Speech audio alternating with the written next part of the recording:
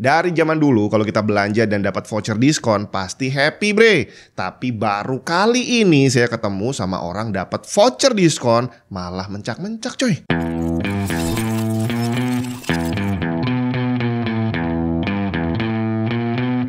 Ya, hari ini semakin banyak saya temui orang posting di grup, di forum gitu ya. Mereka marah-marah karena voucher. Jadi ceritanya mereka belanja online, dapat voucher diskon yang lumayan gede dari marketplace-nya. Terus udah order, check out, diterima. Ternyata barangnya kosong.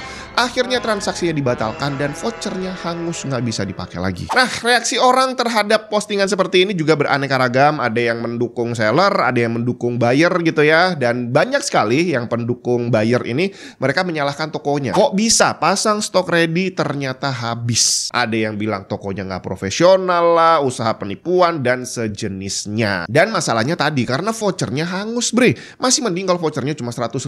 Gimana ceritanya kalau vouchernya sampai jutaan? Potongan diskonnya sampai jutaan. Misalkan kamu beli monitor seharga 25 juta. Kayak monitor Asus ROG Swift OLED PG32 UCDP. Monitor 32 inci OLED panel dengan dual mode 4K 240Hz dan Full HD 480Hz. Response time OLED nggak abal-abal bre, 0,3 milisecond real gray to gray. 99% DCI-P3 gamut dengan True 10-bit color dan dilengkapi USB-C dengan power delivery 90 watt. Advanced custom heatsink dan Asus OLED Care-nya menjaga panel tidak mudah burn-in. Selengkapnya cek link di bawah.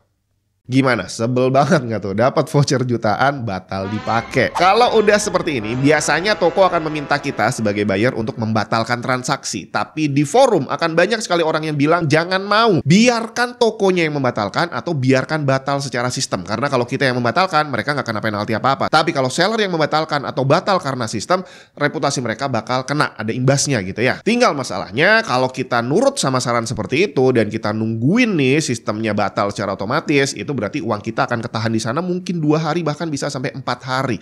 Worth it atau enggak? Dan memang nggak bisa dipungkiri hal ini sangat menyebalkan gitu ya. Kita udah nabung terus nungguin momen ada diskon, begitu kita udah belanja ternyata dibatalkan dan vouchernya nggak bisa dipakai lagi. Tapi tahukah kamu bahwa dari sisi seller ini juga hal yang sangat menyebalkan. Sama menyebalkannya seperti yang kita rasakan sebagai buyer. Kenapa?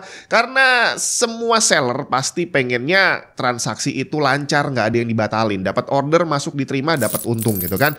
Dan mereka juga nggak pengen membatalkan transaksi karena akan ada penaltinya. Jadi sama-sama kedua belah pihak pengennya transaksinya bisa berjalan dengan lancar. Tapi kan bang, salah mereka sendiri, barang nggak ada kenapa dibilang ada? Iya sih, cuma dalam kasus seperti ini kita nggak bisa menyalahkan seller sepenuhnya. Kenapa? Karena sistem yang ada di marketplace sekarang ini ya memang seperti itu. Seller udah nggak bisa lagi memastikan stok seolah-olah barangnya ada di depan dia dan dia tahu sisa berapa. Dan ada banyak sekali sistem di dalam marketplace yang membuat seller sama buyer jadi bentrok terus-terusan. Jadi seolah-olah seller dan buyer ini diadu domba bre. Masalah utama adalah tentang voucher tadi. Gak usah dijelaskan panjang lebar, kamu dapat voucher 1 juta nih misalkan, udah telanjur dipakai, ternyata transaksinya batal karena stoknya habis dan vouchernya hangus, nggak bisa digunakan lagi. Tapi tahu nggak sih bahwa sebenarnya hal ini terjadi karena ada kebijakan baru dari marketplace-nya. Di sini saya ambil contoh toko satu aja yang hijau warnanya. Jadi sekarang ini kalau kita sebagai penjual dan ada orderan masuk, kita tidak dikasih opsi untuk menolak pesanan. Semua order yang masuk pasti otomatis diterima. Transaksi dianggap berhasil. Sebelum kebijakan baru ini, setiap kali ada order masuk, seller masih dikasih kesempatan nih. Apakah stoknya masih ada? Apakah barangnya siap untuk dikirim atau enggak? Karena kalau misalkan enggak, bisa kita tolak pesanannya. Kena penalti, tapi at least transaksinya dianggap nggak jadi gitu ya. Tapi kalau sekarang beda bre. Semua order masuk, instruksinya ke seller adalah harus langsung dikirim. Kalau nggak jadi dikirim, ya bisa dibatalin. Tapi tadi secara sistem ordernya udah dihitung berhasil bre. Dari sudut pandang pembeli, kebijakan ini terdengar bagus karena berarti toko dituntut untuk profesional gitu ya. Kalau bilang ada ya berarti harus ada. Tapi sebenarnya nggak bisa juga kayak gitu. Saya ceritain dulu POV dari seller. Kebetulan saya juga seller kecil-kecilan dan saya juga kenal banyak seller yang gede juga gitu ya. Udah jadi rahasia umum dari zaman dulu sebelum ada marketplace online, Toko itu nggak selalu stok barang, terutama barang-barang yang harganya mahal atau barang yang muternya terlalu lama gitu ya. Jadi begitu ada pembeli datang dan nanya, "Bang, RTX 5090 ada atau enggak?" Toko akan nanya dulu ke distributornya ready atau enggak. Begitu distri bilang ada, baru toko bilang ke bayarnya, "Oh ada bang, tapi ngambilnya nanti sore ya." Ini adalah praktek yang umum terjadi. Alasannya tadi satu, bahwa barangnya muternya lama jadi nggak worth it kalau dia harus beli duluan gitu ya, karena belum tentu akan laku. Terus ini juga akan sangat bermanfaat untuk toko-toko yang modalnya nggak terlalu gede bre. Daripada beli barang yang belum tentu laku, ya udah kenapa enggak kita ambil aja saat ada order. Nah yang jadi masalah adalah toko yang melakukan ini ada banyak sekali. Jadi misalkan aja ada 10 toko yang melakukan hal yang sama. Kalau zaman dulu kan kita harus datengin satu-satu tokonya, jadi nggak mungkin kita datengin 10 toko dalam satu hari. Tapi sekarang online bre, kita bisa tanya ke 10 atau 20 toko di saat yang bersamaan. Nah 10 toko ini tadi semuanya akan nanya ke distributor yang sama. Di distributor stoknya cuma 2. Tiap kali ada orang nanya akan dijawab ada. Tapi tadi yang nanya 10 stoknya cuma 2 bre. Jadi seandainya di saat yang bersamaan akhirnya ada 10 order yang masuk, udah jelas yang kebagian cuma 2 orang. Dan dalam dunia online sekarang ini hal ini semakin diperparah karena distributornya juga ikutan buka toko online coy. Ya ampun. Selain itu ada juga toko yang memang ready stock. Mereka beli barang karena memang perputarannya cepat gitu ya. Terus mereka beli 10 nih untuk dijadikan stok. Zaman dulu orang belinya offline. Selalu datang ke toko dan langsung lihat barangnya ada 10. Tapi sekarang sudah jadi rahasia umum juga bahwa satu toko bisa punya lapak online lebih dari satu. Di toko hijau, merah, kuning, biru dan banyak lah. Mungkin dia punya toko 5 gitu ya. Tapi stoknya tetap 10. Dan satu toko tadi bisa punya mungkin ratusan atau ribuan lapak di dalam tokonya gitu ya, yang terbagi ke banyak marketplace ini tadi. Dan udah jelas mau sebanyak apapun karyawan mereka, gak mungkin mereka bisa ngecek dan update stok satu-satu setiap hari. Apalagi toko kecil yang karyawannya cuma sedikit, pembelinya juga jarang-jarang. Ngapain diupdate tiap hari kalau gak setiap hari ada yang beli, iya kan? Cuma akhirnya dampaknya jadi gak bagus. Pertama, tokonya sepi, jarang yang beli, untungnya sedikit. Begitu ada yang order, ternyata barangnya kosong. Harus membatalkan transaksi kena dampak reputasi. Komplit lah sudah yang dialami sama si toko. Jadi di sini siapa yang salah?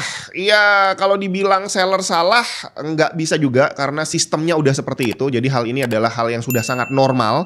Makanya setiap kali kamu belanja online, biasanya toko itu akan mewanti-wanti. Ditulis di deskripsinya konfirmasi stok sebelum melakukan order. Tapi sekali lagi dengan kondisi yang ada, walaupun tokonya bilang ada, belum tentu saat kita check out barangnya beneran masih ada. Dan udah jadi rahasia umum juga bahwa saat kita hunting barang, kita tanya stoknya sekarang, transaksinya 2 minggu lagi. Sedangkan saat toko bilang barang ready-nya itu adalah di saat kita nanya. Jadi kalau kamu mau nanya, ya nanyalah saat kamu udah siap untuk check out bre. Dan kalau semuanya berjalan dengan normal, artinya masalah stok ini semua orang sudah sadar bahwa hal itu memang ada. Dan buyer kalau beli, dia udah sadar dengan hal ini, dibatalin pun juga nggak masalah. Tapi yang jadi sumber permasalahan adalah satu, voucher laknat pembawa bencana bre. Seandainya buyer beli tanpa voucher, dibatalkan pun nggak masalah, kamu tinggal cari toko lain. Tapi gara-gara ada vouchernya, kamu dapat potongan dan ternyata batal. Ini yang bikin sebel coy. Dan sekali lagi hal ini diperparah dengan kebijakan marketplace yang tidak mengizinkan seller untuk menolak pesanan. Jadi kalau ternyata stoknya kosong, iya tadi dampaknya adalah transaksi dibatalkan tapi sudah terlanjur dianggap berhasil. Dan ini mau siapapun yang membatalkan transaksinya nggak enak loh.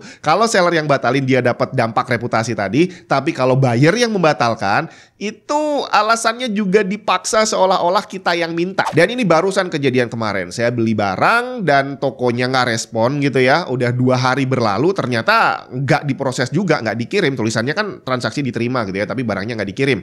Seharusnya biasanya kan 2 hari udah langsung batal otomatis tuh. Saya udah siap-siap batal dan saya akan cari yang lain. Ternyata pembatalannya masih 2 hari lagi. Jadi pembatalan otomatisnya 4 hari bre. Ya udah terpaksa saya mengajukan pembatalan, tapi di situ alasannya nggak enak coy. coy. Tulisannya cuma antara mau ganti barang lain atau mau ganti kurir. Nggak ada alasan bahwa tokonya nggak respon, stoknya nggak ready, dan sejenisnya. Jadi seolah-olah saat buyer yang membatalkan itu adalah karena keinginan kita. Padahal belum tentu, bisa jadi itu karena kelalaian tokonya. Jadi akhirnya kalau dibilang sellernya salah ya memang iya. Tapi kalau memang kondisinya dia nggak memungkinkan untuk membalas ya mau gimana. Dan kalau dibilang buyer yang salah juga nggak bisa karena memang kita butuh untuk itu gitu ya. Jadi kalau saya bilang sih yang salah adalah sistemnya kali ya. Sama satu lagi tadi, sistem vouchernya ini yang membuat masalahnya menjadi semakin besar. Niatnya memang bagus gitu ya, tapi analoginya ini kayak misalkan kamu bagi-bagi uang di jalan sampai akhirnya yang ngantri ada banyak banget, sampai akhirnya orang yang ngantri ini pada desak-desakan, pukul-pukulan. Niatnya bagus, tapi caranya salah sampai akhirnya menyebabkan konflik di sana. Tapi kalau udah terlanjur terjadi seperti ini, bagusnya siapa yang membatalkan transaksi? Ya kalau dibilang buyer yang membatalkan memang nggak enak tadi ya, kita dipaksa beralasan bahwa memang kita yang pengen, padahal bukan gitu kan. Tapi kalau seller yang membatalkan, mereka juga nggak mau karena ada dampak reputasi yang akan mereka bayar. Jadi kalau kita sama-sama kekeh nggak mau membatalkan, yang akan dirugikan sebenarnya dua belah pihak. Kenapa? Karena kalau sampai batal secara sistem, seller kena bad reputation gitu ya, tapi nggak banyak.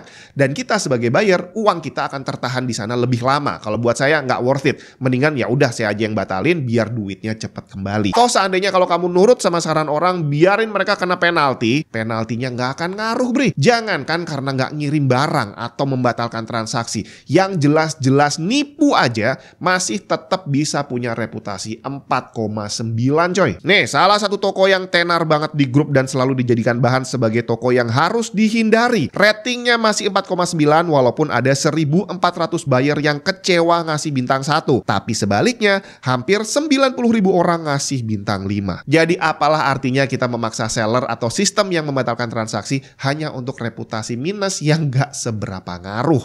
Dan semua ini gara-gara voucher laknat pembawa bencana.